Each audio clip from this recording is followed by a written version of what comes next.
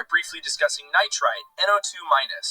Nitrite is almost exclusively generated by the oxidation of ammonia by nitrifying bacteria in the genus Nitrosomonas. As long as we have a stable community of beneficial bacteria, we shouldn't be able to detect this compound in our aquarium. If you can detect nitrite, you are most likely deficient in the appropriate amount of nitrobacter. This may be common in newly set up aquariums where the nitrogen cycle may not be running efficiently. You can quickly solve this problem by obtaining a fresh culture of beneficial bacteria from the aquarium store. Now, nitrite is less toxic than ammonia, but can still harm fish even at low concentrations.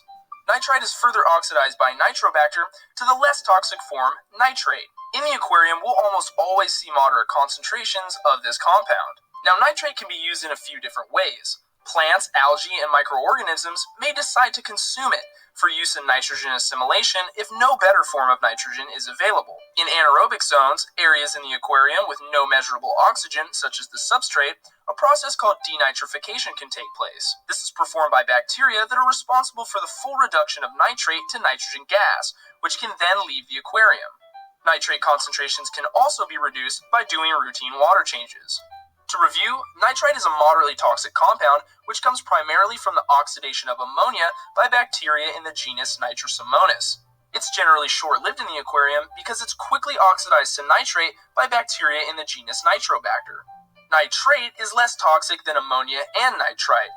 It can be removed by plants, algae, and microorganisms, and it can also be removed by doing water change. We want to debunk the common misconception that biological filtration only takes place in your filter. While our filters do support the ability for nitrifying bacteria, or beneficial bacteria, to proliferate to high numbers, they also exist all over the terrain of our aquarium, performing the same process.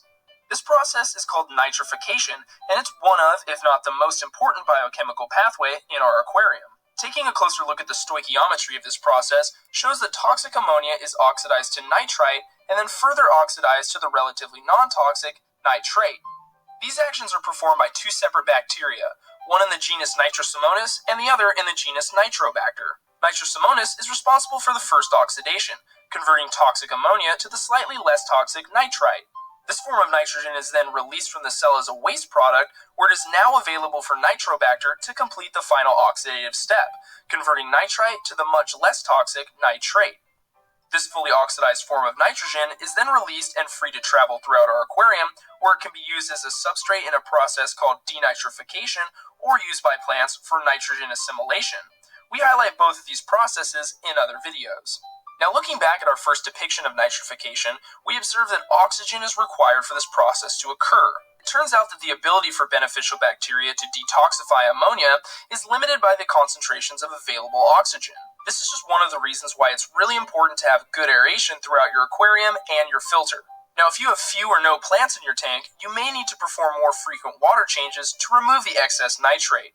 This compound is relatively non-toxic, but high concentrations will slowly wear on fish and can be one of the factors which cause algae blooms.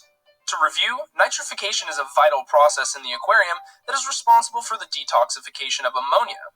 It takes place primarily in your filter, but also happens throughout your tank. This process is performed by the teamwork of two bacteria in the genus Nitrosomonas and Nitrobacter. Oxygen is a limiting factor in nitrification, so make sure your aquarium is well aerated to promote its efficiency.